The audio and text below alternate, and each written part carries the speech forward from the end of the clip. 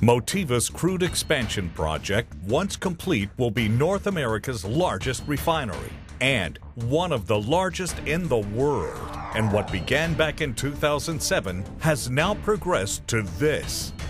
To date, nearly 40 million hours have been spent on planning, engineering, implementation, and construction on behalf of thousands of workers and support personnel. Upon completion, the refinery's crude oil throughput capacity will increase to 600,000 barrels per day from the existing 275,000 barrels per day. The completed expansion will bolster energy security in the U.S. by strengthening the supply of gasoline, diesel, aviation fuels, and high-quality base oils. In all, Motiva's refinery will produce about 23 million gallons of transportation fuels per day. From the early dirt work back in 2007, this parcel of land in Port Arthur has been transformed into a labyrinth of steel, pipe, cable, and concrete. Highlights include driving nearly 63,000 piles into the ground, the pouring of 319,000 cubic yards of concrete, the erecting of 29,000 tons of steel, and the installation of 685,000 linear feet of pipe. These are just a few of the more impressive numbers that make the crude expansion project the largest construction project in North America. This project boasts some impressive numbers, but behind those numbers are the people. Whether in a support role or out in the front lines, this project and its attained goals to date are testimony to the ongoing effort and performance from each and every worker. If you look at the construction highlights in 2010, we've really gone from a project that was in the ground in civil works, and you've really seen the steel take off. So many thousands of tons of steelwork erected, 3 flare derricks went up, they were lifted flawlessly by the big 36,000 crane, lifted 2 weeks ahead of schedule, and it shows that we can hit the critical milestones if we put our minds to it.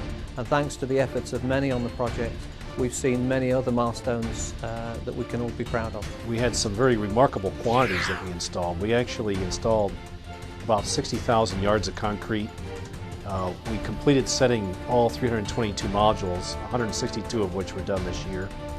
We erected 20,000 tons of steel and also 467,000 feet of pipe and also about 420,000 feet of cable. So just some remarkable quantities were installed this year. As the project enters its final year, there remains plenty of work yet to perform. The continued support and dedication from every individual engaged on the project every day is the key to project success in safety, cost, and schedule. But before we look ahead, a brief look back at 2010, where there were many things to celebrate and be proud of, including a span of 10 million hours without a lost time incident. And then we had the low point of our fatality in April with Stuart Shaver passing. We have learned from all those things this year, and we're reaffirming our goal for 0 incidents and to finish the project without a lost time incident. Clearly we didn't get to where we wanted to get to in terms of recordable injuries. There's still too many people going home hurt at the end of the day, and our goal really is no harm to people. So a lot to do to get to an accident-free site, but I was really encouraged by the reduction in hazardous incidents happening across the site, the high potential incidents. We've seen a reduction in the first aids recently and a real focus in many areas to really drive to our goal of 0 injuries. And if you look at some of the contractors, there's some contractors can rightly be proud of the fact they've gone spells with 0 injuries, complete 0 injuries, and that's outstanding. And if they can do it, every one of the companies on this site can do it. So that for me is a highlight. We're seeing the trend in the right direction at last. The ongoing collaboration between Bechtel Construction and Jacobs Engineering Group, the managing contractor at the CEP, will continue to ensure this expansion project is constructed in a safe, efficient, and cost-effective manner. Yeah, across a project of this scale and magnitude, and it really is an epic project, you can imagine there's quite some challenge to coordinate across all the different areas, the different lunch tents, the different contractors, looking at the varying challenges as you look at your 90-day plans. So the health and safety departments, both in Motiva and the managing contractor and the general contractors, have worked really hard to raise the game and work across the piece to support each other. And you can see some of the benefits coming to the field in terms of the Friday coordination meeting that really is a proactive forum, and where you see some of the Jumbotron recordings of real success out there, and that's very encouraging for the future. Currently we have about 7,500 people on the site every day, and we're going to be going up to about 9,500 in April. And you know, that means an additional 2,000 people coming to the site every day. What's going to happen over that time frame as well is we're going to be actually shifting the mix of craftspersons we have out here, moving more toward electrical going forward. So we have a bit of a change in who we have. But yeah, it's busy now, and we'll continue to ramp up through April when we hit our peak. There are many, many contractors who stand out in 2010, but I'd like to pick two that really relate to some of the work that's happened in the last year, and that's the two contractors focused on the heavy lift work, Mammoet and Deep South. We probably had the biggest heavy lift program undertaken on any refinery around the globe. Having a modular approach to the construction, we've lifted some really heavy weights, and something in the excess of 100,000 tons have been lifted this year. We've had the 3 largest cranes in the US on site for a total of just over 12 months. We've had the largest number of the SPMT trailers to coordinate all the lifts and move the modules around the site. And hats off to those teams. They've worked flawlessly. They've worked 24/7 in some cases to get the work done and without incident. So we've had a really good performance by those two. Mammoet was instrumental in the transportation and setting of the more than 300 modules. From Port Arthur's port facility to deep within the CEP, Mammoet has safely navigated hundreds of modules, vessels, and pieces of large equipment at the CEP. It's our job to make sure that safety is kind of a 360 range situation. We have to watch everything that's going on around us and do a lot of planning ahead of time.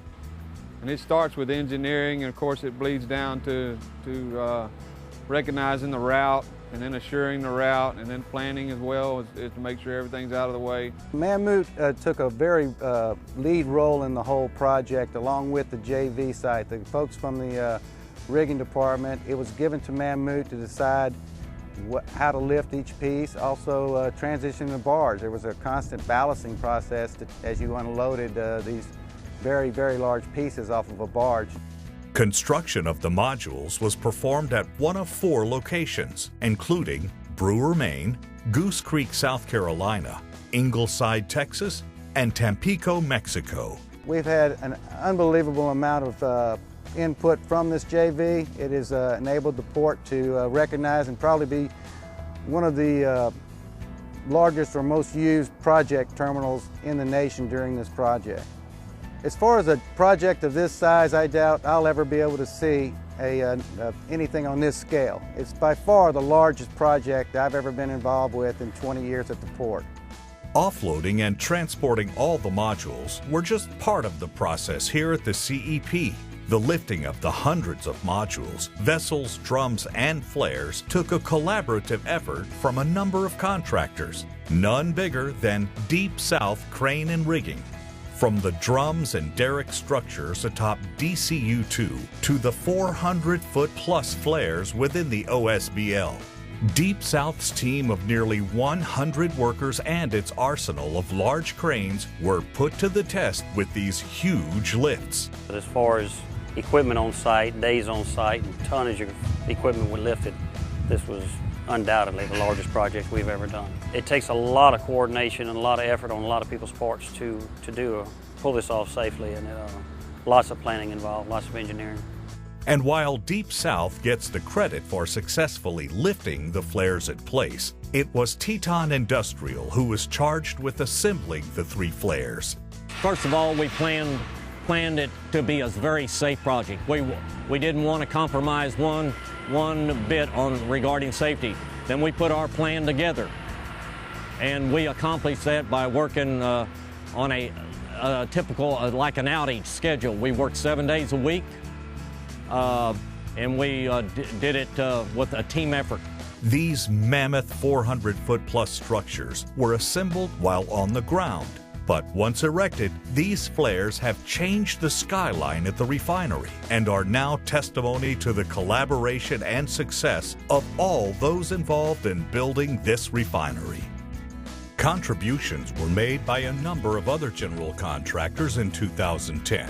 To view some of their efforts here at the CEP, click on the Contractor Highlights button on the main DVD menu. Outside of the CEP, Motiva continues to be committed to being a responsive, responsible member of the community. The expansion project will continue to be an economic boost to local and regional economies across Southeast Texas. Nearly half of the workforce on site are locally based. Since the inception, the CEP has strived to hire local, minority, and women-owned businesses. Huge focus from the project team, both in the managing contractor, Motiva, and the GCs, to really work with the community to maximise the opportunities that this project can bring. A lot of investment with charities, with local, minority and women businesses, and really looking to make the community a better place for having the project here than not. The list is too long for me to share with you the number of charities we've invested in, but they are many. We've tried to focus in health, in welfare, in education and community projects, and try and really support the community wherever we can. And I know that the mayor and the city officials are much appreciative of the effort that we put in. Well, I had been mayor approximately 5 months when the announcement was made that they were indeed going to go on with the CEP project, and that was an amazing thing for the city of Port Arthur because it allowed our citizens to be employed. Hundreds of our Port Arthurians have been employed. And it also brought in hundreds of other people there, which added to our tax base, as a matter of fact. It has just been a tremendous boost to the whole entire Jefferson County economy. I would even say as far as Louisiana, it's really been a big help to our economy. I think about the impact in the local community. Right now, about 3,500 of our 7,500 workers come from the local 9 counties. So we are really building this project with the local folks, and also the economic impact to the area is in billions. Because not only now in buying goods and services and employing everybody here, but the long-term running of the facility will be handled here locally as well. So it's great for the local community. Because Motiva is actually a community partner. And they've worked closely with the city, with the school district, in training our people with digital workforce, making certain that our people acquire those skill sets that were absolutely necessary to work on the CEP project. If somebody wants a job, they want to work, they can get their foot in the door and get a start. Yes, sir. Especially on that project. It's been just tremendous for Port Arthur, Texas.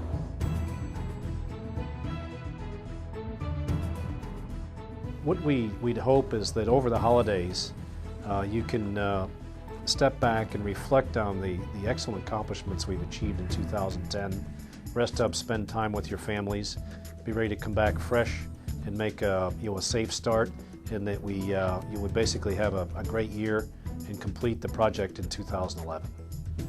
I'd just personally like to say thank you to all the craft out there who've done a fantastic job in 2010. My big ask for 2011 is that you really stay safe, stay focused on going home to your families safely each and every day, and just take the opportunity over the holiday period to enjoy that time with your family, reflect on a job well done, and we look forward to seeing you next year. Thank you.